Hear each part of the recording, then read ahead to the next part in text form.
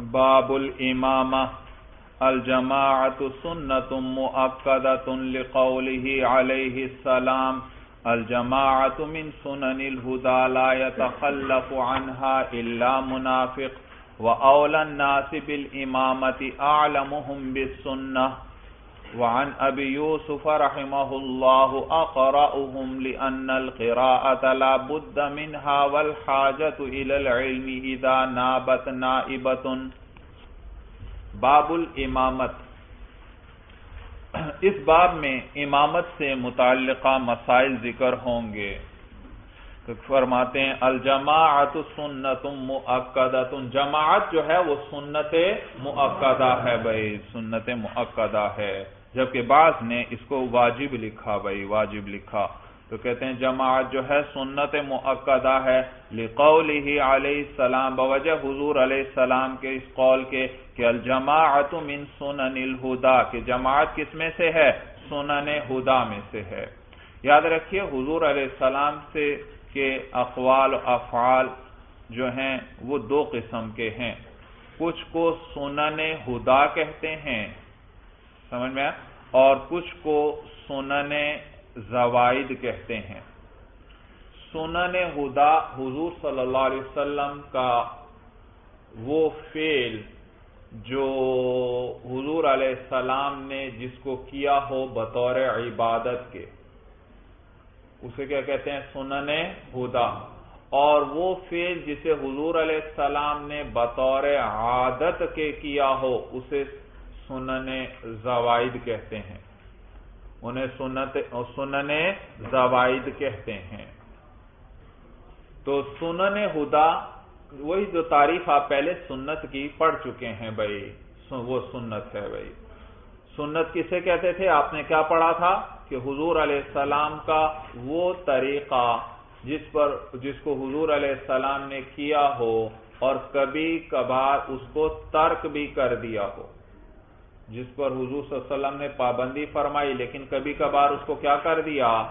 ترک بھی کر دیا، جواز بتلانے کے لیے کہ یہ ترک بھی جائز ہے، یعنی یہ واجب یا فرض نہیں ہے بھائی۔ تو اب جو حضور علیہ السلام کے افعال ہیں تو یہ دو قسم کے ہوئے، کچھ وہ افعال جن کو حضور علیہ السلام نے بطور عبادت کے کیا، جیسے سنتیں ہیں بھئی، یہ نماز سے پہلے سنتیں آپ پڑھتے ہیں یا نماز کے بعد سنت پڑھتے ہیں، یہ اسی طرح اور جو افعال بتلائے حضور علیہ السلام۔ اور کچھ افعال وہ ہیں جن کو حضور علیہ السلام نے بطور عادت کے کیا، ان کو سنن زوائد کہتے ہیں، سنن زوائد کہتے ہیں۔ مثلا حضور صلی اللہ علیہ وسلم کا زلفیں رکھنا، یہ کیا ہے؟ یہ یا آپ نے بالوں کو تیل وغیرہ لگایا تو یہ بطور عادت کے لگایا، بطور عبادت کے نہیں، سمجھ میں آیا بھائی؟ اسی طرح حضور صلی اللہ علیہ وسلم تہبند استعمال فرماتے تھے تو یہ تہبند کا استعمال کرنا یہ بطور عادت کے تھا، سمجھ میں آیا بھائی؟ تو اب جو حضور علیہ السلام نے وہ افعال جو بطور عبادت کے کیے ہیں ان میں حضور علیہ السلام کی پیروی کی جائے گی اور اس کے خلاف کوئی کرتا ہے تو کہیں گے اس نے خلاف سنت کیا۔ کیا کہیں گے؟ خلاف سنت۔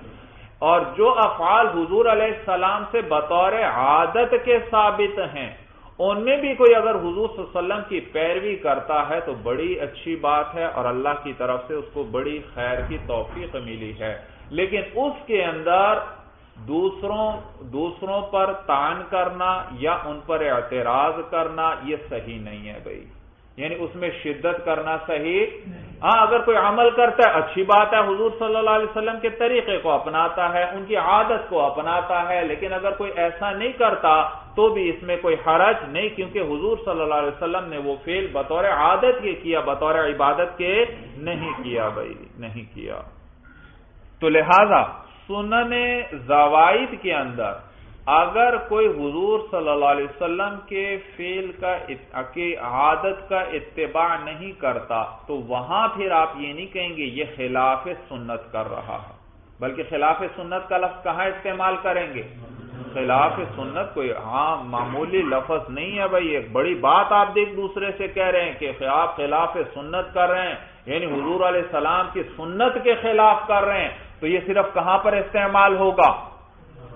جب کوئی شخص کس چیز کو ترک کرے، سنن ہدا کو ترک کرے، پھر کہیں گے سنن زوائد کے ترک میں یہ لفظ نہیں بولا جائے گا، اور اس میں کسی کو ملامت وغیرہ بھی نہیں کی جائے گی اگر وہ سنن زوائد پر عمل نہیں کرتا۔ بھائی بات سب کو اچھی طرح سمجھ میں آ گئی بھائی؟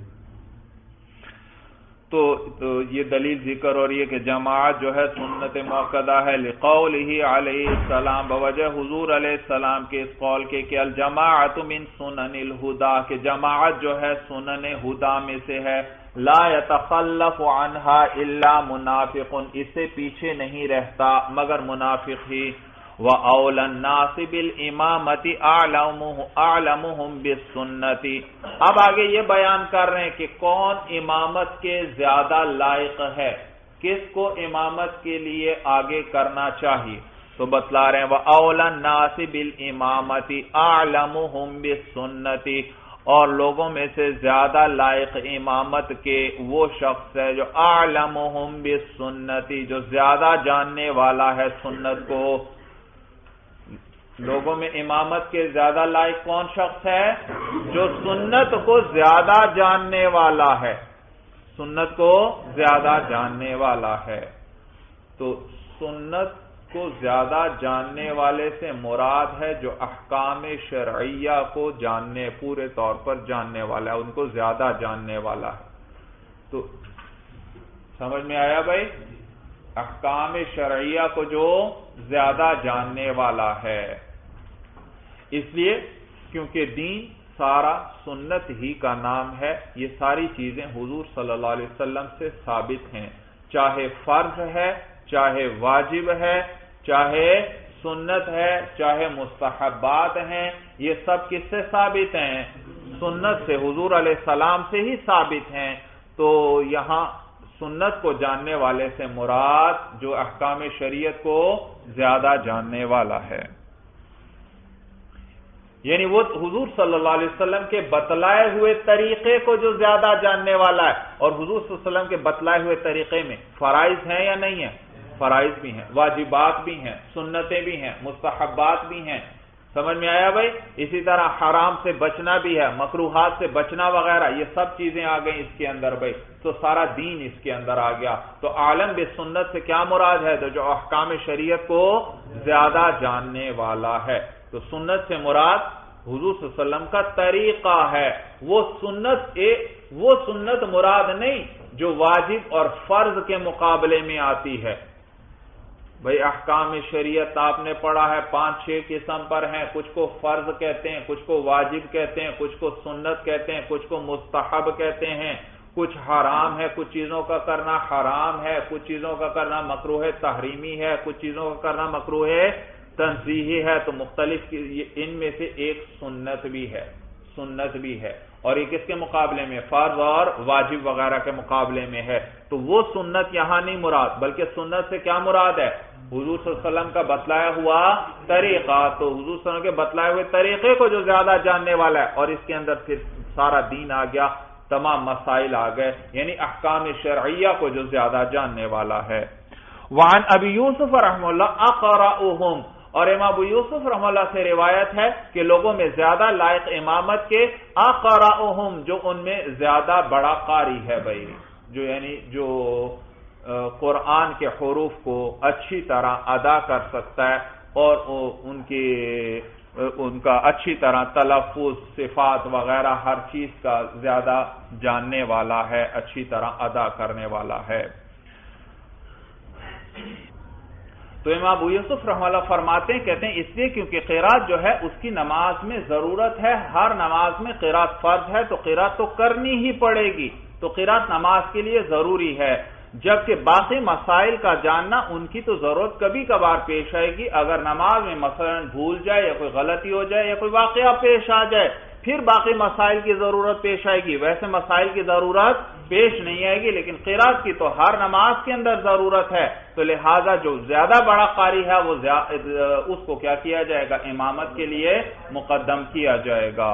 یہ معنی ہے لِأَنَّ الْقِرَاءَةَ لَا بُدَّ مِنْهَا, وہ دلیل دیتے ہیں, کہتے ہیں اس لیے کیونکہ قرات جو ہے وہ ضروری ہے نماز کے لیے. وَالْحَاجَةُ إِلَى الْعِلْمِ إِذَا نَابَتْ نَائِبَةٌ, اور ضرورت علم کی طرف یعنی مسائل کی طرف, اذا نابت نائبت, اس وقت ہے جب کوئی حادثہ پیش آ جائے, کوئی واقعہ پیش آ جائے. وَنَحْنُ نَقُولُ, اور ہم کہتے ہیں. متن میں تو کیا آیا تھا, امامت کے زیادہ لائق کون سا شخص ہے, جو زیادہ سنت کو جاننے والا ہے, جو زیادہ احکام شریعت کو جاننے والا ہے. تو اب اس جواب دے رہے ہیں امام ابو یوسف رحمہ اللہ کا صاحب ہدایہ, وہ فرماتے ہیں وَنَحْنُ نَقُولُ, اور ہم کہتے ہیں القراءۃ مفتقر الیہا لرکن واحد, کہ قراءت جو ہے اس کی حاجت ہے ایک رکن کے لیے, ایک رکن میں اس کی حاجت ہے, یعنی ایک ہی رکن ہے قراءت کا, اس کے لیے کس کی ضرورت ہے, قراءت کی ضرورت ہے. والعلم لسائر الارکان, اور علم جو ہے اس کی حاجت ہے تمام ارکان کے اندر, لہذا اس لیے جو عالم بالسنت ہے وہ مقدم ہوگا. فَإِن تَسَاوَوْا, بس اگر سارے برابر ہوں احکام شریعت کے جاننے میں, اگر سارے برابر ہوں, فَأَقْرَأُهُمْ, تو ان میں سے جو زیادہ بڑا قاری ہے اس کو مقدم کیے, وہ زیادہ امامت کے لائق ہے بھائی. تو دوسرے نمبر پر ہمارے نزدیک بڑا قاری جو ہے وہ ہمارے نزدیک دوسرے نمبر پر ہے امامت کے لائق ہونے میں, جبکہ امام ابو یوسف رحمہ اللہ کیا فرماتے ہیں, وہ اس کا پہلا درجہ ہے. تو افَإِن تَسَاوَوْا فَأَقْرَأُهُمْ, تو اگر وہ سب برابر ہوں تو ان میں جو زیادہ قرات کو جاننے والا ہے. لِقَوْلِهِ عَلَيْهِ السلام, دلیل ذکر کر رہے ہیں بھائی کہ آپ نے دوسرا درجہ کس کا بیان کیا, جو زیادہ بڑا قاری ہے. اس کی دلیل کیا ہے, کہتے ہیں لِقَوْلِهِ عَلَيْهِ السلام, بوجہ حضور علیہ السلام کے اس قول کے, يَؤُمُّ الْقَوْمَ أَقْرَأُهُمْ لِكِتَابِ اللَّهِ, کہ امامت کرے لوگوں کی وہ جو ان میں سے زیادہ بڑا قاری ہے کتاب اللہ کا.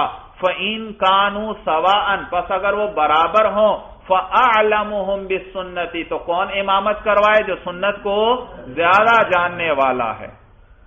یہ دلیل ہے جو صاحب ہدایہ نے ذکر کی.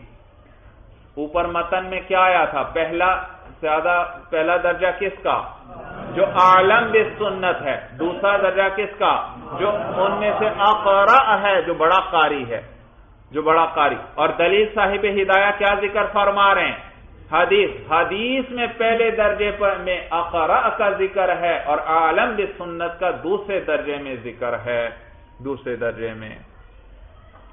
تو اس پر اشکال ہوتا ہے, یہ کیسے آپ دلیل ذکر کر رہے ہیں, جو آپ کا دعویٰ ہے حدیث میں تو بالکل اس کا عکس آ رہا ہے. آپ کے نزدیک پہلا درجہ عالم بالسنت کا اور دوسرا درجہ اقرأ کا, اور حدیث میں آیا پہلا درجہ اقرأ کا ہے اور دوسرا عالم بالسنت کا. جی دیکھیے صاحب ہدایہ جواب دیتے ہیں, اس کو کہتے ہیں فقاہت بھائی. فقہا وہ دین کے معانی کو جاننے والے ہیں. اب اگر ظاہر حدیث کو دیکھا جائے تو اس سے تو یہی پتا چلتا ہے کہ جو زیادہ بڑا قاری ہے اس کو پہلے درجہ اس کا, اور جو عالم بالسنت ہے اس کا دوسرا درجہ. لیکن حضور صلی اللہ علیہ وسلم کے اس قول کی مراد کیا ہے, وہ کیا فرمانا چاہتے ہیں, یہ صرف فقہا ہی جانتے ہیں. اسی لیے ہم فقہا کی تقلید کرتے ہیں اور ان کے بتلائے ہوئے طریقے کے مطابق جس طرح انہوں نے قرآن اور سنت سے, قرآن اور حدیث سے دین کو سمجھا اور اس کی تشریح فرمائی, ہم بھی اسی طریقے کے مطابق, ان کے بتلائے ہوئے طریقے کے مطابق دین پر چلتے ہیں. کیونکہ وہ دین قرآن اور حدیث کو جاننے والے ہیں, ان کے معانی کو سمجھنے والے ہیں. اگر صرف ظاہری الفاظ کو دیکھا جائے تو ظاہر کے اعتبار سے تو جو متن میں مسئلہ بیان ہو رہا ہے وہ درست نہیں. لیکن اب دیکھیے صاحب ہدایہ معنی بیان کریں, فرماتے ہیں وَأَقْرَأُهُمْ كَانَ أَعْلَمُهُمْ, اور جو ان میں زیادہ بڑا قاری ہوتا تھا وہ ان میں زیادہ بڑا عالم بھی ہوتا تھا. اس لیے حضور نے کیا فرمایا, جو ان میں اقرا ہو، جو زیادہ بڑا قاری ہو، وہ امامت کروائے۔ کیوں حضور نے اقرا کو کیوں مقدم کیا؟ کیونکہ صحابہ میں جو زیادہ بڑا قاری ہوتا تھا وہ زیادہ احکام شریعت کو بھی جاننے والا ہوتا تھا، تو جو بڑا قاری ہے وہ احکام شریعت کو بھی زیادہ جاننے والا ہے، تو لازمی بات ہے اس کا درجہ پہلے ہوگا، اور جو قرات میں اس سے کم ہے اس کا پھر درجہ بعد میں آئے گا۔ تو حدیث میں اس لیے اقرا کو مقدم کیا گیا کیونکہ اس زمانے میں جو زیادہ بڑا قاری ہوتا تھا وہ زیادہ بڑا عالم بھی ہوتا تھا، جبکہ آج کل ایسا نہیں ہے۔ وَأَقْرَأُهُمْ كَانَ أَعْلَمَهُمْ، اور ان میں جو زیادہ بڑا قاری ہوتا تھا وہ زیادہ بڑا عالم ہوتا تھا، لِأَنَّهُمْ كَانُوا يَتَلَقَّوْنَهُ بِأَحْكَامِهِ، اس لیے کیونکہ صحابہ جو تھے وہ لیتے تھے قرآن کو بِأَحْكَامِهِ، اس کے احکام کے ساتھ، یعنی قرآن کو یاد کرتے تھے، اس کے احکام کے ساتھ یاد کرتے تھے، صرف قرآن کو نہیں یاد کرتے تھے بلکہ ساتھ ساتھ اس کے احکام کو بھی سیکھتے تھے۔ چنانچہ اسی لیے روایات میں صحابہ کا ذکر آتا ہے کہ وہ مثلا ایک سورت کے بارے میں کہ ہم نے اتنے عرصے میں یہ سورت یاد کی ہے، اتنے عرصے میں یہ اتنا حصہ ہم نے یاد کیا، جیسے انہوں نے حاشیے میں بھی دیا ہوا ہے کہ حضرت عمر رضی اللہ تعالیٰ عنہ کے بارے میں آتا ہے کہ آپ نے 12 سال میں سورہ بقرہ یاد کی، 12 سال میں۔ تو یہ کیوں اتنا عرصہ کیوں لگا؟ کیونکہ پورے احکام کے ساتھ جاننا اور پورے احکام کے ساتھ اس کو وہ سیکھتے تھے۔ بھائی بات سمجھ میں آ گئی؟ بھائی تو کہتے ہیں کانو یتلقونہ باحکامہ، وہ لیتے تھے قرآن کو اس کے احکام کے ساتھ۔ فقدم فی الحدیث، تو حضور علیہ السلام نے حدیث میں ان کو مقدم کیا۔ ولا کذالک فی زماننا، اور ہمارے زمانے میں ایسا نہیں ہے۔ فقدمنا الاعلم، تو ہم نے کس کو مقدم کیا؟ اعلم کو مقدم کیا۔ فإن تساووا فأورعهم، بس اگر وہ سارے برابر ہوں، یعنی قرات میں بھی سارے برابر ہیں، فأورعهم، تو جو ان میں سے زیادہ ورع والا ہے، ایک ہے ورع ورعن ورعن، ایک ہے ورع اور ایک ہے تقوی۔ تقوی کہتے ہیں محرمات سے بچنا، یعنی جن چیزوں سے شریعت نے منع کیا ہے ان چیزوں سے بچنا، یہ کیا ہے؟ تقوی۔ اور ایک ہے ورع، ورع اس سے بھی اونچا درجہ ہے بھائی۔ ورع اسے کہتے ہیں کہ انسان مشتبہات سے بھی بچے، جن چیزوں میں اشتباہ ہو ان سے بھی کیا کرنا؟ اپنے آپ کو بچانا۔ بھائی تقوی تو فرض ہے، حرام چیزوں سے اپنے آپ کو بچانا تو فرض ہے۔ ورع اس سے اونچا مقام ہے کہ انسان صرف حرام سے نہیں بچتا بلکہ جن چیزوں میں شک اور شبہ ہوتا ہے ان سے بھی کیا کرتا ہے؟ اپنے آپ کو بچاتا ہے بھائی۔ تو لہذا فَإِن تَسَاوَوْا فَأَوْرَعُهُمْ، تو اگر وہ برابر ہوں تو جو ان میں زیادہ ورع والا ہے، لِقَوْلِهِ علیہ السلام، بوجہ حضور علیہ السلام کے اس قول کے، مَنْ صَلَّى خَلْفَ عَالِمٍ تَقِيٍّ فَكَأَنَّمَا صَلَّى خَلْفَ نَبِيٍّ، جس نے کسی متقی عالم کے پیچھے نماز پڑھی گویا کہ اس نے پیغمبر کے پیچھے نماز پڑھی۔ سمجھ میں؟ تو جس نے متقی عالم کے پیچھے نماز پڑھی گویا اس نے پیغمبر کے پیچھے نماز پڑھی۔ اور نیز حدیث میں کیا آتا ہے؟ حضور صلی اللہ علیہ وسلم کیا فرماتے ہیں؟ علماء امتی کا انبیاء بنی اسرائیل، میری امت کے جو علماء ہیں وہ کس طرح ہیں؟ بنو اسرائیل کے انبیاء کی طرح ہیں بھائی۔ فَإِن تَسَاوَوْا فَأَسَنُّهُمْ، پس اگر وہ سارے برابر ہوں، یعنی ورع کے اندر بھی سارے، ورع اور تقوی میں بھی سارے برابر ہوں، فَأَسَنُّهُمْ، تو جو ان میں زیادہ عمر والا ہے، جو زیادہ عمر والا ہے وہ امامت کے زیادہ لائق ہے۔ لِقَوْلِهِ علیہ السلام، دلیل اس کی بھی ذکر کر رہے ہیں بوجہ حضور علیہ السلام کے اس قول کے جو آپ نے فرمایا لِبَنَيْ أَبِي مُلَائِكَةَ، ابن ملائکہ کے بیٹوں سے، وَلْيَأُمُّكُمَا أَكْبَرُكُمَا سِنًّا، اور چاہیے کہ تم میں سے دونوں میں سے جو ہے امامت کروائے، اکبرکما، جو تم دونوں میں سے بڑا ہے، سنن باعتبار عمر کے، وَلِأَنَّ فِي تَقْدِيمِهِ تَكْثِيرَ الْجَمَاعَةِ، یہ اور نیز اس لیے کیونکہ جو بڑی عمر والا ہے اس کو مقدم کرنے میں جماعت کی بھی تکثیر ہے، بڑی عمر والے کے پیچھے لوگ نماز پڑھنا پسند کرتے ہیں تو بزرگ کو آگے کریں گے تو جماعت بھی زیادہ ہوگی، لوگ زیادہ اس میں شریک ہوں گے۔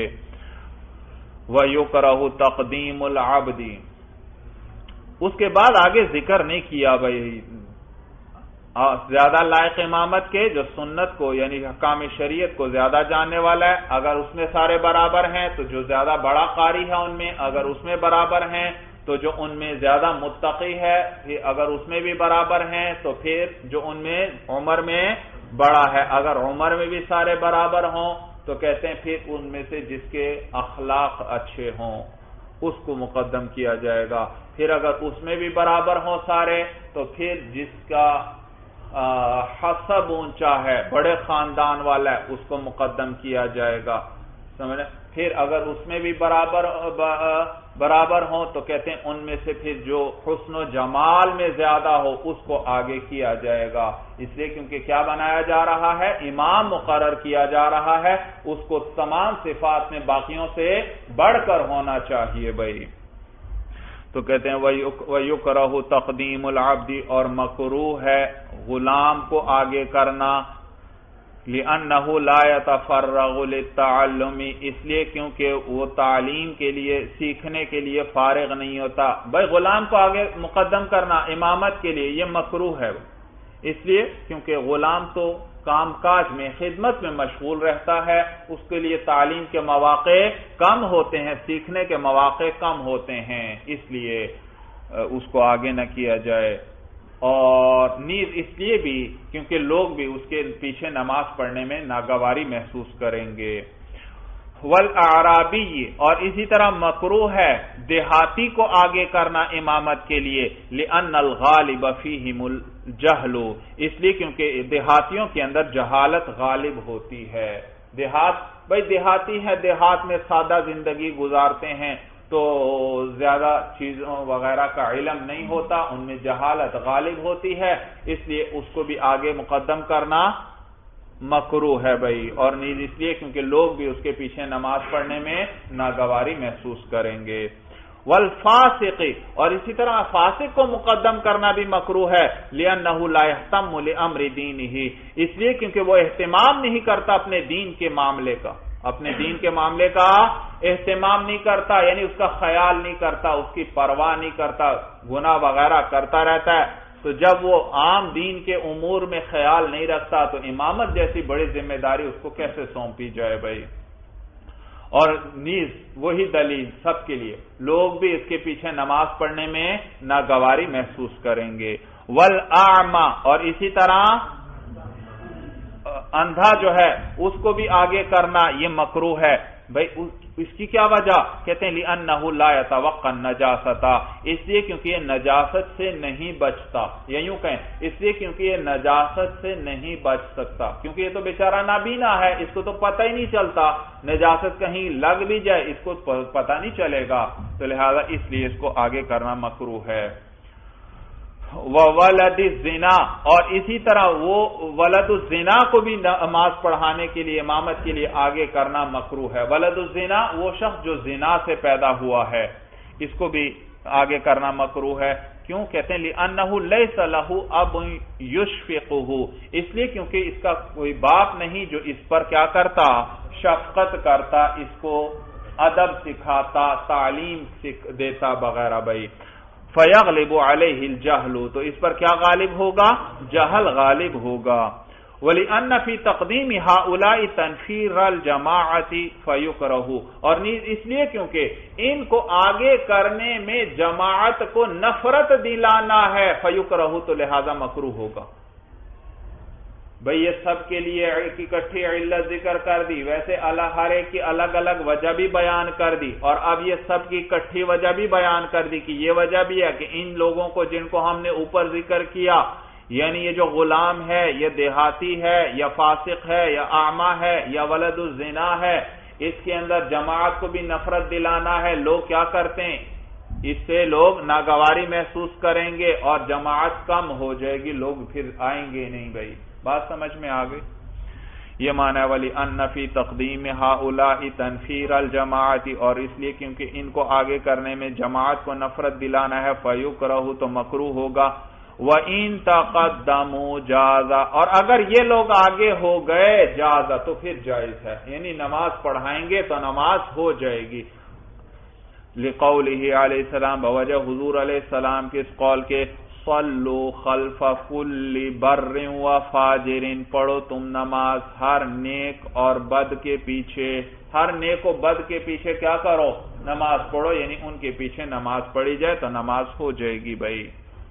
وَلَا يَطُولُ الْإِمَامُ بِهِمُ الصَّلَاةَ، اور امام ان لوگوں کو لمبی نماز نہ پڑھائے، لقولہ علیہ السلام، بوجہ حضور علیہ السلام کے اس قول کے، من اما قوما، جس نے امامت کی لوگوں کی، فَلْيُصَلِّ بِهِمْ صَلَاةَ أَضْعَفِهِمْ، تو اس کو چاہیے کہ ان کو ان میں سے کمزور، جو سب سے کمزور ہے اس کی نماز پڑھائے، فَإِنَّ فِيهِمُ الْمَرِيضَ وَالْكَبِيرَ وَذَا الْحَاجَةِ، اس لیے کیونکہ ان میں مریض ہوگا، والکبیر اور بڑی عمر والا ہوگا، وذا الحاجۃ اور ضرورت مند ہوگا، کیونکہ ان میں کیا ہوگا، ان لوگوں میں کوئی مریض ہوگا، کوئی بڑی عمر والا بوڑھا ہوگا اور کوئی ضرورت مند ہوگا، تو جو شخص بھی امامت کروائے اس کو ان میں سے سب سے کمزور کی جماعت کروانی چاہیے، یعنی ہلکی اور مختصر جماعت کروانی چاہیے۔ اکیلا انسان پڑھے نماز نوافل وغیرہ تو جتنی مرضی طویل پڑھے اچھی بات ہے، لیکن جب جماعت کروائے تو پھر وہاں پر لوگوں کا خیال کرے اور مختصر جماعت کروانی چاہیے بھائی، سنت کے مطابق بھائی۔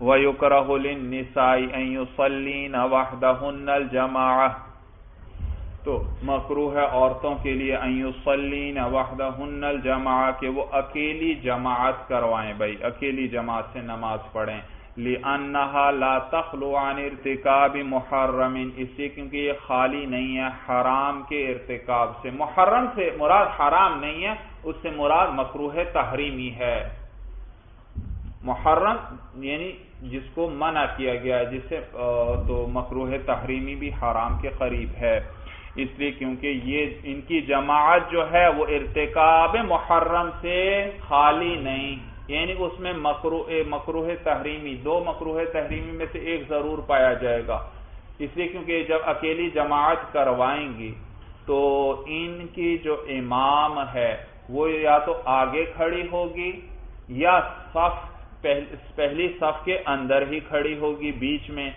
اگر بیچ میں کھڑی ہوتی ہے تو امام کو تو آگے ہونا چاہیے، یہ تو بیچ میں کھڑی ہو گئی صف کے درمیان میں، تو یہ مکروہ تحریمی ہے، یا اس کو کیا کرنا پڑے گا، آگے کھڑا ہونا پڑے گا، اور آگے کھڑا ہونا عورت کا یہ بھی مکروہ تحریمی ہے، کیونکہ اس میں بے پردگی ہے، کیا ہے، بے پردگی، حالانکہ عورت کی تو نماز کس طرح ہونی چاہیے، جس میں زیادہ سے زیادہ ستر ہو، زیادہ سے زیادہ پردہ ہو، تو کہتے ہیں لِأَنَّهَا لَا تَخْلُو عَنِ ارْتِكَابِ مُحَرَّمٍ، اس لیے کیونکہ یہ ان کی جماعت جو ہے وہ مکروہ تحریمی کے ارتکاب سے خالی نہیں ہے، وَهُوَ قِيَامُ الْإِمَامِ وَسْطَ الصَّفِّ، اور وہ کیا ہے، امام کا صف کے بیچ میں کھڑا ہونا ہے، فَيُكْرَهُ، تو یہ مکروہ ہوگا، کَالْعُرَاةِ، جیسے ننگے ہوتے ہیں، ننگے کیا ہے، ان میں بھی اگر کوئی جماعت کروائے تو امام کو کہاں کھڑا ہونا پڑتا ہے، درمیان میں، جی درمیان میں صف میں، وَإِن فَعَلْنَ قَامَتِ الْإِمَامُ وَسْطَهُنَّ، اور اگر وہ کریں، ہے تو مکروہ عورتوں کی جماعت، لیکن اگر وہ کریں یعنی جماعت کروائیں تو قامت الامام وسطہن، تو ان کی امام جو ہے وہ ان کے بیچ میں درمیان میں کھڑی ہو، لأن عائشہ رضی اللہ تعالی عنہا فعلت کذالک، اس لیے کیونکہ حضرت عائشہ رضی اللہ تعالی عنہا نے ایسا کیا، انہوں نے ایسا ہی فرمایا، عورتوں کی جماعت کروائی تو خود درمیان ہی میں صف کے درمیان میں بیچ میں کھڑی ہوئی۔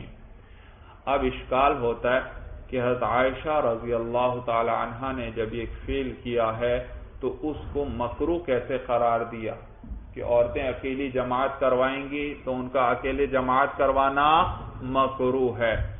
تو جواب دے رہے ہیں آگے صاحب ہدایہ، کہتے ہیں وَحُمِلَ فِعْلُهَا الْجَمَاعَةَ عَلَى ابْتِدَاءِ الْإِسْلَامِ، اور ان کا جماعت کا فعل جو ہے، جماعت جو انہوں نے کروائی، اس کو محمول کیا گیا ہے ابتداء اسلام پر۔ کس پر؟ ابتداء اسلام میں، یعنی پہلے جائز تھا، پھر اس کو کیا کر دیا گیا؟ منسوخ کر دیا گیا۔ وَلِأَنَّ اس لیے کیونکہ بعد میں پھر عورتیں مسجد میں جماعت کے اندر حاضر ہوتی تھیں، تو یہ ابتدا کی بات ہے۔ وَلِأَنَّ فِي التَّقَدُّمِ زِيَادَةَ الْكَشْفِ، اور نیز اس لیے کیونکہ آگے ہونے میں کشف کی زیادتی ہے۔ کشف کا معنی کھلنا، یعنی بے پردگی۔ اگر درمیان میں کھڑی ہوں گی تو درمیان میں کھڑے ہونا، تو اپنی جگہ کو چھوڑ کر امام کا بیچ میں کھڑا ہونا، یہ بھی مکروہ ہے تحریمی۔ اور اگر آگے ہوگی امام تو پھر اس صورت میں بھی کیا ہوگا؟ کشف ہوگا، یعنی بے پردگی ہوگی، حالانکہ عورت کی نماز میں کیا ہونا چاہیے؟ ستر ہونا چاہیے۔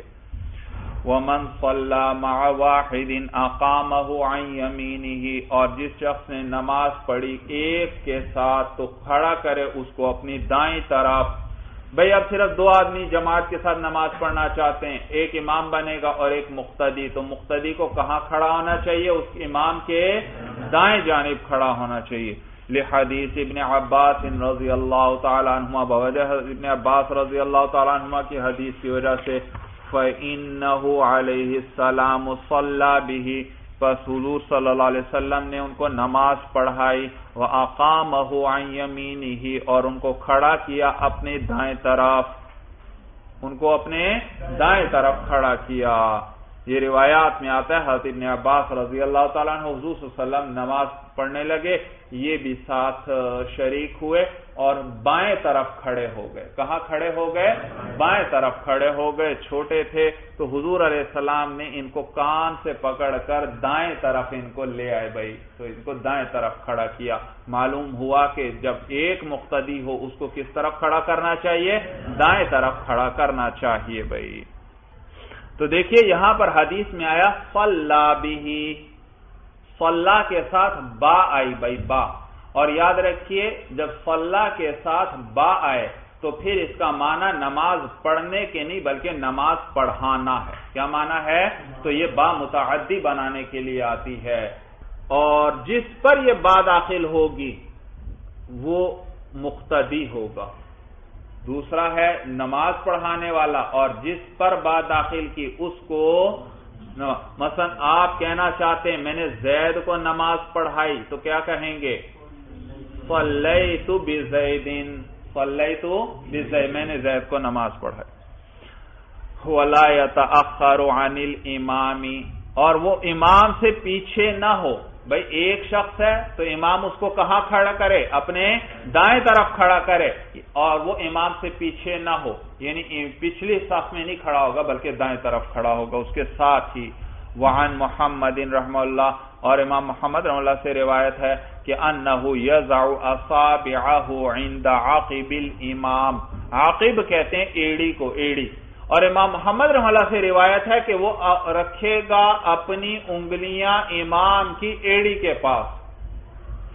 حضرت عبداللہ ابن عباس رضی اللہ تعالیٰ عنہ کی حدیث سے تو کیا پتا چلا؟ کہاں کھڑا ہو؟ دائیں طرف، یعنی برابر میں۔ اور امام محمد رحمہ اللہ کیا روایت فرماتے ہیں کہ کہاں کھڑا ہو؟ ہاں، یعنی دائیں طرف ہی ہو لیکن تھوڑا سا پیچھے ہو، معمولی سا، کہ جو مقتدی ہے اس کی انگلیاں، پاؤں کی انگلیاں وہ امام کی ایڑی کے برابر میں ہو بھائی، ایڑی کے برابر میں ہو۔ والاول هو الظاہر، اور اول کیا ہے؟ وہ ظاہر ہے کہ ساتھ کھڑا ہو بھائی۔ ہاں تو بہرحال ساتھ کھڑا ہو یا تھوڑا سا اگر پیچھے ہو، لیکن امام سے آگے نہ ہو، امام سے آگے نہ ہو۔ اور آگے ہونے کا پتہ ایڑی سے چلتا ہے، اگر مقتدی کی ایڑی امام کی ایڑی کے برابر ہے تو معلوم ہو یہ اس کے برابر ہے، اور اگر مقتدی کی ایڑی امام کی ایڑی سے ذرا بھی آگے ہے تو پھر تو مقتدی آگے ہو رہا ہے، تو پھر درست نہیں، تو یا برابر ہو یا اس سے پیچھے ہو۔ تو پاؤں، یہ جو صفیں بھی ہم برابر کرتے ہیں تو یاد رکھیے یہ صفوں کے برابر ہونے کا پتہ بھی ایڑیوں سے چلے گا۔ ایڑیاں آپس میں ایک دوسرے کے ساتھ برابر ہوں، ایڑی کا آخری کنارہ پچھلا کنارہ ایک دوسرے کے برابر کیا جائے. انگلیوں کی برابری سے صف نہیں سیدھی ہوگی، اس لیے کیونکہ کسی کا پاؤں لمبا ہوتا ہے کسی کا چھوٹا ہوتا ہے، پھر تو صف برابر ہی نہیں رہے گی. تو صف کی برابری کا پتہ کس سے چلے گا؟ ایڑیاں برابر ہوں. وَإِن صَلَّى خَلْفَهُ أَوْ فِي يَسَارِهِ جَازَ، اور اگر اس نے نماز پڑھی، وہ جو ایک مقتدی ہے اس نے امام کے پیچھے نماز پڑھی یعنی پچھلی صف میں کھڑا ہو گیا، اور فی یسارہ یا اس کے بائیں جانب ہوا تھا، جاز تو بھی جائز ہے، یعنی نماز ہو جائے گی. وَهُوَ مُسِیءٌ، اور وہ برا کرنے والا ہے، لِأَنَّهُ خَالَفَ السُّنَّةَ، اس لیے کیونکہ اس نے کیا سنت کی مخالفت کی ہے بھائی، تو نماز بہرحال ہو جائے گی. وَإِنْ أَمَّ اثْنَيْنِ تَقَدَّمَ عَلَيْهِمَا، اور اگر امامت کروائی دو آدمیوں کی کسی نے تو تقدم علیہما، تو پھر ان پر وہ امام آگے ہو جائے گا، یعنی یہ دونوں پچھلی صف میں کھڑے ہوں گے، دائیں اور بائیں نہیں کھڑے ہوں گے بلکہ پچھلی صف میں. وعن ابی یوسف رحمہ اللہ یتوسطہما، اور امام ابو یوسف رحمہ اللہ سے روایت ہے کہ امام ان کے درمیان میں کھڑا ہو، یعنی ایک دائیں طرف کھڑا ہو جائے اور ایک بائیں طرف کھڑا ہو جائے. وَنُقِلَ ذَلِكَ عَنْ عَبْدِ اللَّهِ بْنِ مَسْعُودٍ، اور یہ نقل کیا گیا حضرت عبداللہ ابن مسعود رضی اللہ تعالیٰ عنہ سے. روایات میں آتا ہے کہ حضرت عبداللہ ابن مسعود رضی اللہ تعالیٰ عنہ نے حضرت علقمہ اور حضرت اسود رحمہم اللہ کو نماز پڑھائی اور ان کے درمیان میں کھڑے ہوئے بھائی، درمیان میں کھڑے ہوئے. تو یہ امام ابو یوسف رحمہ اللہ دلیل ذکر فرماتے ہیں کہ درمیان میں کھڑا ہوگا. وَلَنَا، اور ہماری دلیل یہ ہے کہ انہ علیہ السلام تقدم علی انس والیتیم رضی اللہ تعالی عنہما حین صلی بہما، کہ حضور علیہ السلام آگے ہوئے تھے حضرت انس اور یتیم پر جب ان کو نماز پڑھائی تھی، تو حضور آگے ہوئے تھے، معلوم وہ آگے ہونا چاہیے. فَهَذَا لِلْأَفْضَلِيَّةِ، تو یہ کس لیے ہے؟ افضل ہونے کے لیے، یعنی افضل صورت یہ ہے کہ امام آگے ہو اور مقتدی جو دو ہیں وہ پیچھے ہوں. وَالْأَثَرُ دَلِيلُ الْإِبَاحَةِ، اور اثر یعنی صحابی کا جو فعل ہے وہ مباح ہونے کی دلیل ہے، یعنی جائز ہونے کی دلیل ہے. بھئی یاد رکھیے بھئی، جمہور کے نزدیک بھئی خبر، اثر، سنت، حدیث، چار نام ہیں حدیث کے. خبر بھی کہتے ہیں، اثر بھی کہتے ہیں، حدیث بھی کہتے ہیں اور سنت بھی کہتے ہیں. لیکن بعض علماء ان میں پھر بعض فرق کرتے ہیں، جیسے صاحب ہدایہ جو حضور صلی اللہ علیہ وسلم کے قول یا فعل کو ذکر فرماتے ہیں تو حدیث کا لفظ ذکر کرتے ہیں، اور جب اثر کا لفظ ذکر کریں تو اس سے ان کی مراد صحابی کا قول یا فعل ہوتا ہے. اثر سے کیا مراد ہوتا ہے؟ صحابی کا قول یا فعل. جیسے یہاں پر آیا بھائی کہ یہ جو حدیث میں آیا یہ افضل ہونے کی علامت ہے. وَالْأَثَرُ دَلِيلُ الْإِبَاحَةِ، اور صحابی کا جو عمل ہے وہ کس چیز کی دلیل ہے؟ مباح ہونے یعنی جائز ہونے کی دلیل ہے. یعنی جو حدیث میں آیا وہ افضل ہے، صورت ہے کہ امام کو آگے ہونا چاہیے، اور اگر امام درمیان میں بھی ہو تو نماز جائز ہو جائے گی، ایسا کرنا بھی جائز ہے. اور اس کا پتہ کس سے چلا؟ اثر سے، یعنی صحابی کے فعل سے کہ حضرت عبداللہ ابن مسعود رضی اللہ تعالیٰ عنہ نے ایسا کیا.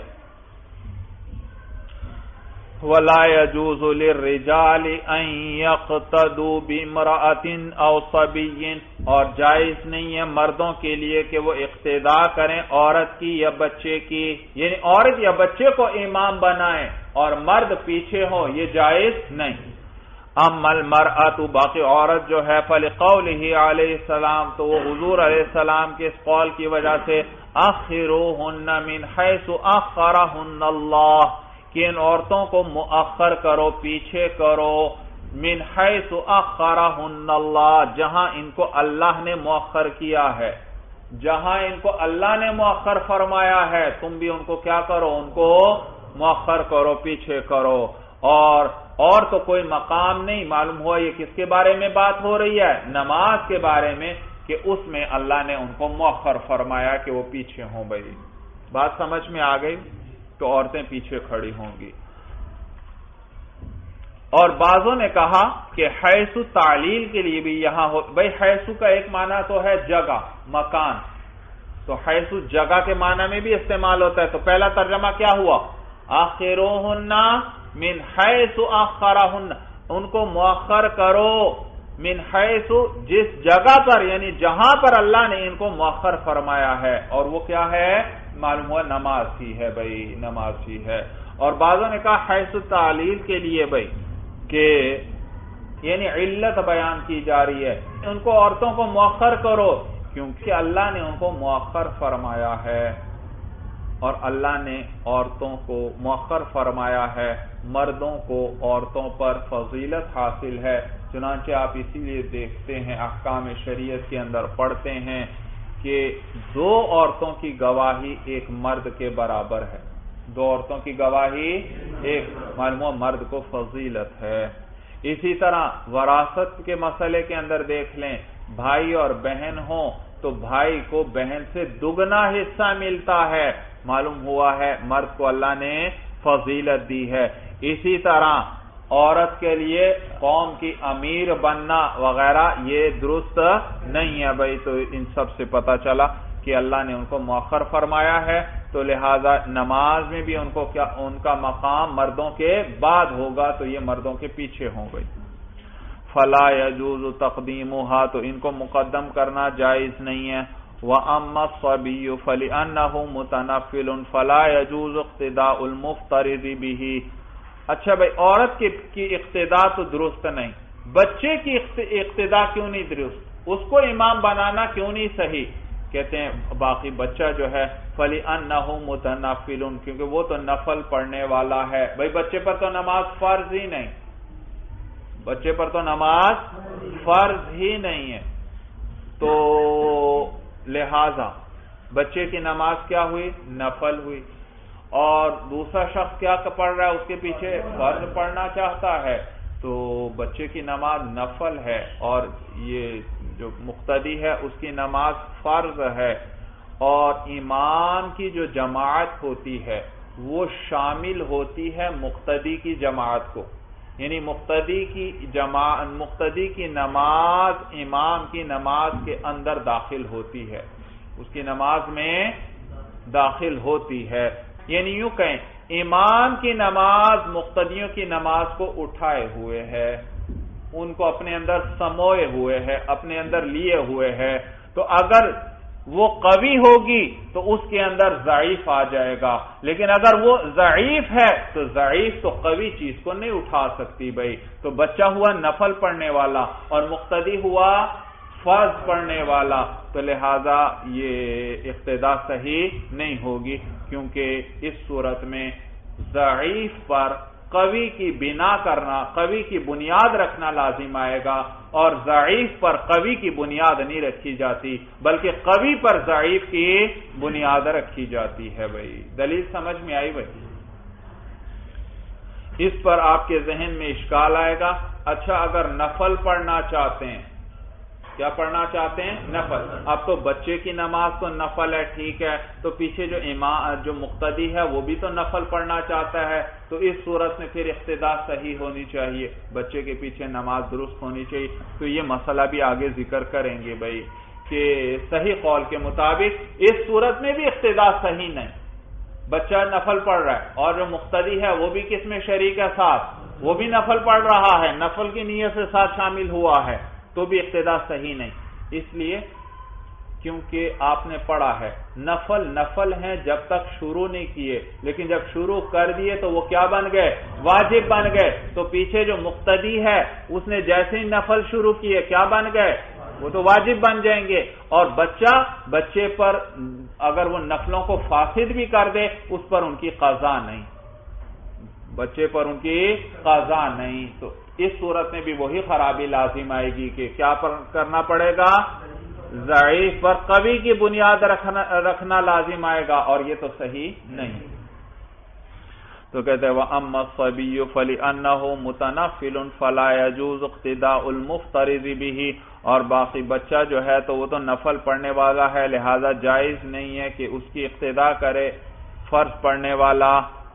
وفي التراويح والسنن المطلقة جوزه مشائخ بلخ ولم يجوزه مشائخنا. اور تراویح کے اندر اور مطلق سنتوں کے اندر اس کو جائز قرار دیا ہے مشائخ بلخ نے، وَلَمْ يُجَوِّزْهُ مَشَائِخُنَا، اور اس کو جائز قرار نہیں دیا ہمارے مشائخ نے، یعنی مشائخ ماوراء النہر، مشائخ ماوراء النہر۔ بھئی یاد رکھیے یہ صاحب ہدایہ ماوراء النہر کے ہیں، آج کل یوں کہیے روس کے ہیں۔ کہاں سے تھے، کس علاقے سے ان کا تعلق تھا؟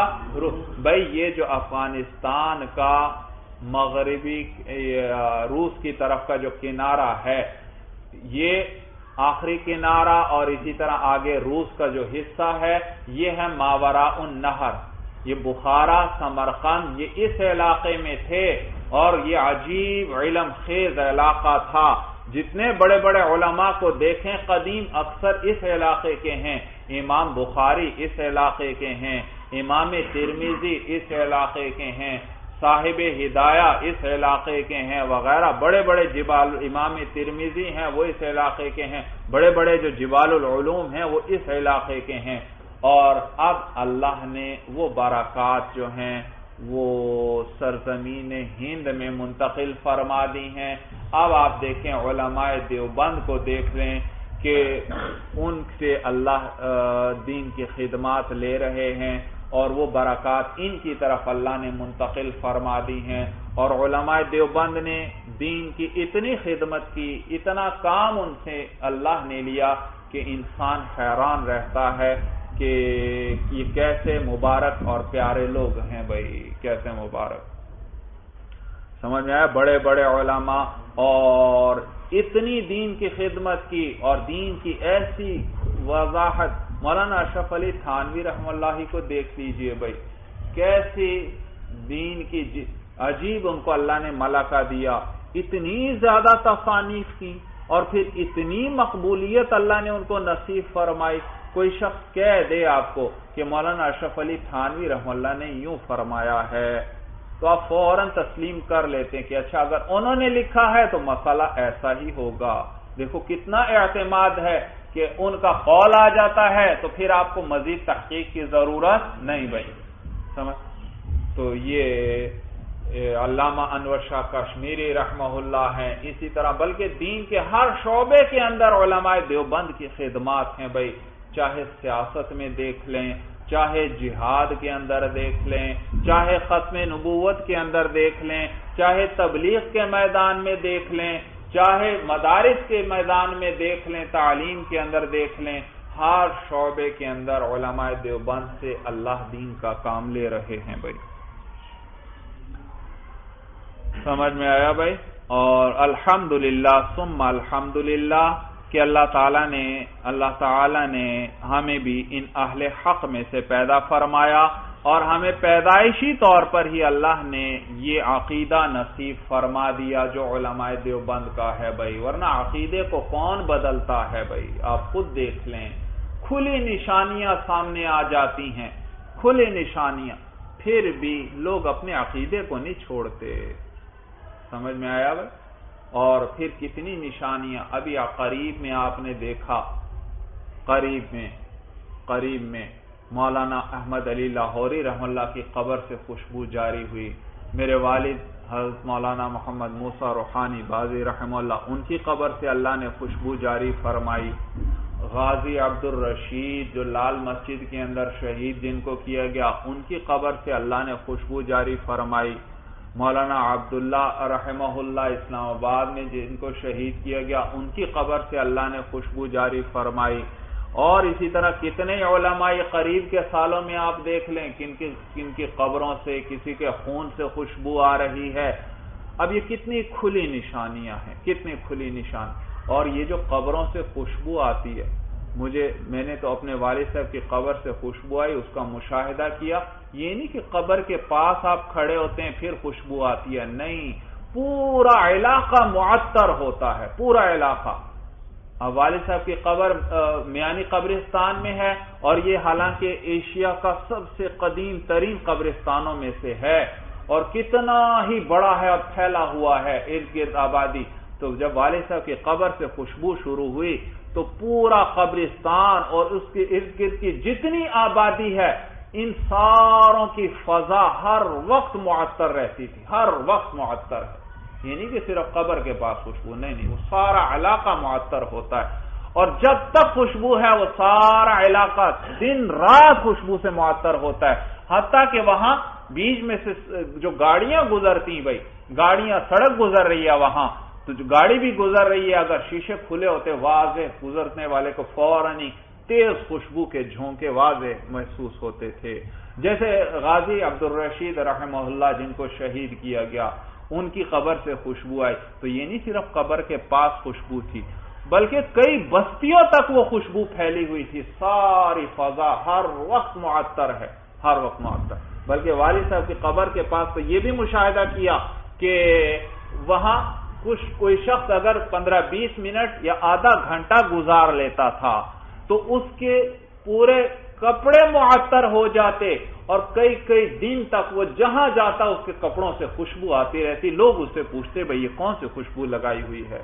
اور ایسی خوشبو ذرا تیز ہو انسان کو بعض اوقات ناگوار لگتی، وہ جتنی زیادہ ہوتی اتنی ہی اس کی لذت بڑھتی چلی جاتی. بھائی تو پاس بھی لوگ جو ہوتے وہ بھی مٹی کو اٹھا کر بار بار سونگتے تھے. جتنی زیادہ تیز خوشبو محسوس ہوتی اس کی اتنی لذت اور زیادہ سرور محسوس ہوتا تھا. اور پھر ایسی خوشبو کہ تھوڑی سی ایک چٹکی کے برابر یا اس کے لگ بھگ اتنی سی مٹی اگر بڑے ہال میں رکھ دیتے تھے پورا حال معطر ہو جاتا تھا. وہ ایک ایسی عجیب خوشبو تھی جسے لفظوں میں بیان نہیں کیا جا سکتا. بھائی تو یہ کتنی کھلی نشانیاں اللہ کی طرف سے اللہ دکھلاتے ہیں. سمجھ میں آیا بھائی؟ اور دیکھتے ہیں کہ یہ خوشبو بھی ایسی کہ ایسی خوشبو سونگی نہیں پہلے، اور پھر قبر سے آ رہی ہے، مٹی سے آ رہی ہے، لوگ مٹی اٹھا کر لے جا رہے ہیں اور مٹی ڈالتے ہیں، وہ بھی اسی وقت اسی طرح خوشبودار ہو جاتی ہے. وہ ختم ہوتی ہے اور مٹی ڈال دیتے ہیں، وہ بھی پھر چند 5-10 منٹ کے اندر وہ بھی اسی طرح خوشبودار ہو جاتی ہے، اور سلسلہ چل رہا ہے. تو لیکن بہرحال ہدایت اللہ کے ہاتھ میں ہے. اللہ جس کو چاہتے ہیں ہدایت نصیب فرماتے ہیں. انسان جو عقیدہ بدلنا اس کے لیے سب سے مشکل کام ہوتا ہے. بھائی معمولی سی اس میں تبدیلی کرنا بھی اس کے لیے بڑا مشکل کام ہوتا ہے. بھائی بڑا مشکل کام ہوتا ہے. سمجھ میں آئے؟ بجائے اس کے کہ اس سے لوگ ہدایت پر آئیں، جو اپنے جس کا عقیدہ اور ہوگا اس کی کوشش یہ ہوگی کہ ہمارے لوگوں میں سے بھی کسی کی قبر سے خوشبو آ جائے. بھائی عجیب بات ہے، یہ تو زبردستی والی بات ہے. بھائی اپنا عقیدہ کیوں نہیں ٹھیک کر لیتے؟ جب آپ کو پتا چل گیا ایک شخص کی قبر سے ایک بھی نہیں کئی افراد بار بار کبھی ایک کی کبھی دوسرے کی کبھی تیسرے کی قبر سے خوشبو آ رہی، معلوم ہو یہ اہل حق لوگ ہیں. یہ کس قسم کے لوگ ہیں؟ اہل حق ہیں، یہ حق پر ہیں. تو تم کیوں نہیں اسی راستے پر آ جاتے؟ بجائے اس کے کہ پھر بھی کوشش یہی ہے کہ ہمارا راستہ بھی کیا ہو جائے، ٹھیک ثابت ہو جائے. بھائی سمجھ میں آیا؟ تو یہ اللہ کا ہم پر خصوصی انعام ہے، خصوصی فضل و کرم ہے کہ ہمیں انہی لوگوں میں، انہی کے گھرانوں میں پیدا فرمایا، اور پیدائشی طور پر یہ عقیدہ ہمیں اللہ نے نصیب فرما دیا. ورنہ عقیدہ بدلنا بڑا مشکل کام ہے، بڑا مشکل کام ہے. بھائی تو اللہ تعالیٰ سب کو کامل ہدایت نصیب فرمائے. بھائی اللہ سب کو، اور اللہ ہمیں ان بزرگوں کے طریقے پر اور ان کے نقش قدم پر چلنے کی توفیق نصیب فرمائے استقامت کے ساتھ. بھائی تو کہتے ہیں وفی التراویح والسنن، تو یہ ماوراء النہر کی بات میں کر رہا تھا. تو یہ افغانستان کا یہ دوسری جانب کا جو کنارہ ہے روس کی طرف کا، یہ اور روس کا جو علاقہ ہے ساتھ سارا، یہ کیا کہلاتا ہے؟ ماوراء النہر. اور صاحب ہدایہ یہاں کے تھے. تو چنانچہ جب وہ اپنے فقہاء اور مشائخ کا ذکر فرماتے ہیں تو فرماتے ہیں مشائخنا، کس کے نزدیک؟ عندہ مشائخنا، ہمارے مشائخ کے نزدیک ہے، یہ ہمارے مشائخ نے فرمایا ہے. تو یہ معنی ہے وَلَمْ يُجَوِّزْهُ مَشَائِخُنَا، اور اس کو جائز قرار نہیں دیا ہمارے مشائخ نے، یعنی ہمارے اساتذہ نے، ہمارے فقہاء نے. اچھا تو مشائخ بلخ کیا فرماتے ہیں؟ تراویح اور سنن مطلقہ کے اندر بچے کی اقتدا کرنا مرد کے لیے انہوں نے جائز قرار دیا ہے۔ سنن مطلقہ اس سے کیا مراد ہے؟ سنن مطلقہ سے مراد ہیں، حاشیے میں آپ کی تفصیل دی ہوئی ہے، آئیے رواتب، یعنی کہ رواتب یہ سنت مؤکدہ جو ہیں، ان کو کیا کہتے ہیں؟ رواتب کہتے ہیں۔ یہ بھائی جو نماز سے پہلے یا بعد میں جو سنتیں ہم ادا کرتے ہیں، یہ سنت مؤکدہ، ان کو کیا کہا جاتا ہے؟ رواتب۔ اسی طرح صلاۃ العید علی احدى الروایتین، اور عید کی نماز بھی دو روایتوں میں سے ایک روایت کے مطابق سنت ہے، ویسے تو واجب ہے جو صحیح روایت ہے، لیکن ایک روایت کے مطابق کیا قرار دیا فقہا نے اس کو؟ سنت۔ اسی طرح والوتر عندہما، وتر جو ہے صاحبین کے نزدیک کیا ہے؟ سنت۔ وصلاۃ الکسوف والخسوف والاستسقاء، اور اسی طرح سورج گرہن، چاند گرہن وغیرہ اور استسقاء کی جو نمازیں ہیں یہ کیا ہیں صاحبین کے نزدیک؟ یہ سنت ہیں بھائی، سنت ہیں۔ تو یہ اس میں تو دیکھو اوپر ہے سنن مطلقاً جو سنتیں ہیں یہ ساری اس میں داخل ہو گئیں، سنت موقدہ وغیرہ۔ تو مشائخ بلخ نے اس میں بچے کے اقتدا کرے کوئی بڑا آدمی، اس کو جائز قرار دیا۔ کیا قرار دیا ہے؟ جائز قرار دیا ہے۔ تو سنتیں ویسے تو الگ الگ ادا کرتی، سنت کا طریقہ تو یہی ہے، جماعت کے ساتھ نہیں ہو، بلکہ کس طریقے سے ہونی چاہیے؟ الگ ادا کرے انسان بھائی اکیلا، لیکن اگر کوئی دو تین اکٹھے ہو کر ادا کر لیتے ہیں تو اگرچہ مکروہ ہے صحیح قول کے مطابق، لیکن بہرحال نماز ہو جائے گی۔ نماز کیا ہے؟ ہو جائے گی۔ پھر بالخصوص جب اس میں اہتمام نہ ہو، لوگوں کو بلایا نہ جائے، بلکہ دو تین اکٹھے ہو گئے، انہوں نے کیا کر لیا؟ کسی وقت ادا کر لیا تو نماز ہو جائے گی۔ جیسے نفلوں کے اندر ہے، نفلوں کے اندر بھی یاد رکھیے جماعت نہیں، نفل اکیلے پڑھنے چاہیے، لیکن اگر کوئی دو چار اکٹھے ہو گئے، انہوں نے کیا کر لیا؟ جماعت کروا لی، تو یاد رکھنا پھر ٹھیک ہے، نفل ہو جائیں گے۔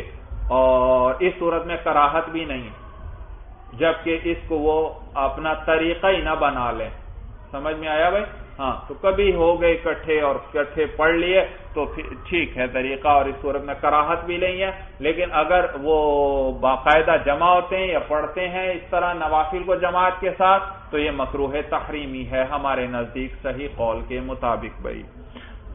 تو کہتے ہیں وہ تراویح میں وَالسُّنَنِ الْمُطْلَقَةِ جَوَّزَهُ مَشَائِخُ بَلْخٍ، تراویح میں اور مطلق سنتوں کے اندر جائز قرار دیا ہے اس کو بلخ کے مشائخ نے، اور ہمارے مشائخ نے یا ماوراء النہر کے مشائخ نے اس کو جائز قرار نہیں دیا۔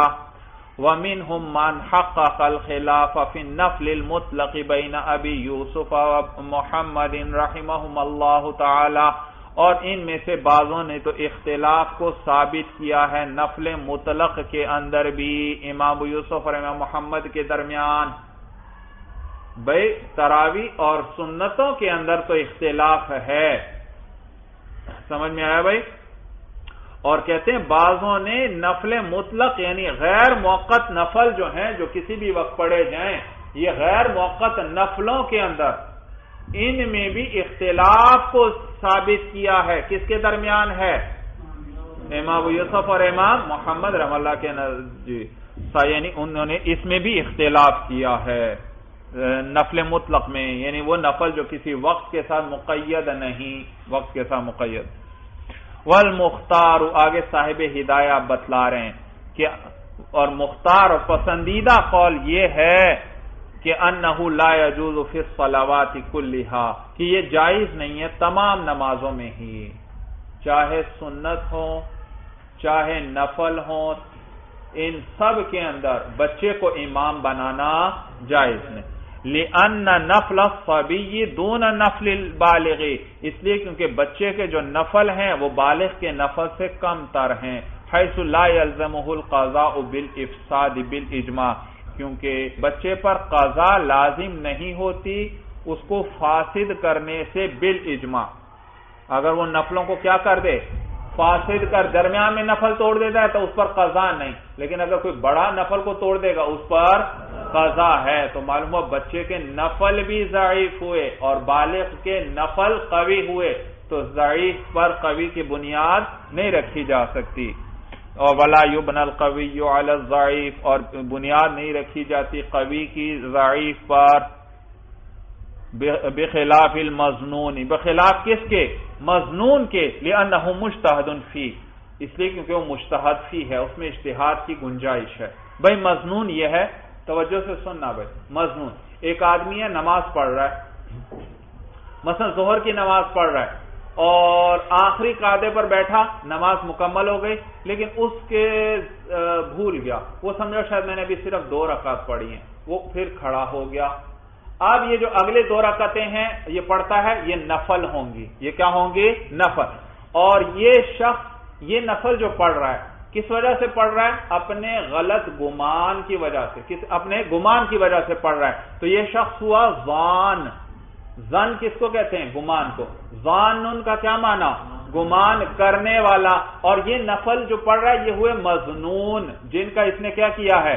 گمان. اس نے تو کیا گمان کیا؟ میں شاید نماز ہی پڑھ رہا ہوں، ابھی ظہر کی نماز پوری نہیں ہوئی، لیکن ہے یہ نفل. اور یہ کون سے نفل ہے؟ نفل مظنون ہے. کیا ہے؟ نفل مظنون ہے. یاد رکھیے یہ نفل ہیں اور یہ کیا کہلائیں گے؟ نفل مظنون. ان کو اگر یہ شخص فاسد کر دیتا ہے، توڑ دیتا ہے، تو یاد رکھیے اس صورت میں اس پر قضا نہیں، کیونکہ یہ تو اس نے اپنے گمان کی وجہ سے شروع کیے تھے، عارض کی وجہ سے، ورنہ تو دراصل اس کا ارادہ نفل پڑھنے کا تھا ہی نہیں. ارادہ ہوتا، خود ارادے سے کوئی نفل شروع کرتا ہے اس پر لازم ہو جاتے ہیں، لیکن یہاں پر جو اس کا ارادہ تھا نفل کا، اس کا ارادہ تو نفل کا نہیں، لہذا اس کو پھر درمیان میں یاد آ گیا، کھڑا ہو گیا، 1 رکعت یہ پڑھ بھی چکا ہے، اس نے پھر نماز توڑ ڈالی، نماز توڑ دی. تو اب اس پر قضا ہوگی یا قضا نہیں ہوگی؟ اس پر قضا نہیں. تو مظنون جو نفل ہے ان کی قضا نہیں. تو وہ جو مشائخ جو بلخ وغیرہ ہیں انہوں نے اختیار کیا تھا کس پر؟ مظنون پر. کہ مظنون پر جیسے دیکھو اس پر ان نفلوں کی قضا نہیں. اب یہ شخص دوسری رکعت میں نفلوں میں کھڑا ہے، مظنون نفل ہے، ایک آدمی آ کر اس کے پیچھے کھڑا ہو جاتا ہے، اقتدا کر لیتا ہے اس کی، تو یہ اقتدا صحیح ہے. یہ کیا ہے؟ اقتدا کرنا صحیح ہے، یعنی اس کو اپنا امام بنا لیتا ہے اور خود کیا بن جاتا ہے؟ اس کا مقتدی بن جاتا ہے. آگے مسائل آئیں گے تفصیل سے، اس طرح کرنا درست ہے. تو وہ لہذا اب دیکھو جو مقتدی ہے اس نے ارادے کے ساتھ نفل شروع کیے ہیں، اور آگے والا جو ہے اس نے تو اپنے ظن کی وجہ سے شروع کیے ہیں، وہ اگر اپنے نفل توڑ دے گا اس پر اس کی قضا نہیں. لیکن مقتدی جو ہے اگر نفل توڑ دے گا تو اس پر اس کی قضا اس پر لازم. تو دیکھو ضعیف پر کس کی بنیاد ہے؟ قوی کی بنیاد ہے. تو جیسے مظنون کی اقتدا کرنا جائز ہے عام نفل والے کے لیے، اسی طرح بچے کے اندر بھی ہے، تو اس میں بھی اس کی اقتدا جائز ہوگی. دلیل سمجھ میں آئی ان کی بھائی؟ تو بچے میں بھی اقتدا جائز ہوگی، جیسے مظنون میں قضا اس پر لازم نہیں ہوتی، بچے میں بھی قضا لازم نہیں ہوتی. تو جواب دے رہے ہیں کہ بھائی مظنون کے مسئلے میں امام ظفر رحمہ اللہ نے اختلاف کیا ہے. وہ فرماتے ہیں مظنون پر بھی قضا واجب ہوگی، اس کو کیا کرنا پڑے گا؟ قضا. باقی ہمارے تینوں ائمہ تو فرماتے ہیں مظنون پر قضا نہیں ان نفلوں کی اگر توڑ دے گا، لیکن امام ظفر کیا فرماتے ہیں؟ قضا. معلوم ہوا یہ مجتہد ہی مسئلہ ہے، یعنی اس میں اجتہاد کی گنجائش ہے، جبھی تو بعض فقہا ایک طرف گئے تو باقی دوسری طرف گئے، لہذا یہ مجتہد ہی مسئلہ ہوا، اس پر آپ قیاس نہیں کر سکتے. اور اس لیے بھی کیونکہ مظنون کا جو عارض ہے، عارض پیش آیا، اور وہ عارض کیا تھا؟ اس کا غلط گمان تھا، اور یہ غلط گمان ہر وقت اس کے ساتھ ہوتا ہے یا اس وقت پیش آیا؟ اس وقت پیش آیا. جبکہ بچے کے ساتھ اس کا بچپنا ہر وقت لگا ہوا ہے، جب تک وہ بالغ نہیں ہوتا اس کے ساتھ وہ عارض رہے گا بھائی. تو اس عارض میں اور اس عارض میں فرق ہے. وہ بڑے لمبے عرصے تک رہنے والا ہے، اور یہ عارض کیا ہے؟ تھوڑی دیر کے لیے. تو اس کو اس پر قیاس نہیں کیا جا سکتا. یہ معنی ہے بخلاف المظنون، بخلاف مظنون کے لیے انہ مجتہد فی، کیونکہ وہ نفل مظنون کیا ہے؟ مجتہد فی ہیں. فاعتبر العارض عدما، تو اس عارض کو معدوم شمار کیا گیا. بخلاف اقتداء الصبی بالصبی، بخلاف بچے کی اقتداء کرنا بچے کی. لأن الصلاة متحدۃ، اس لیے کیونکہ نماز متحد ہے تو بس جماعت ہو جائے گی. بخلاف کس کے؟ اگر بچہ بچے کی اقتدا کرے، یعنی امام بھی بچہ اور پیچھے مقتدی بھی کون ہے؟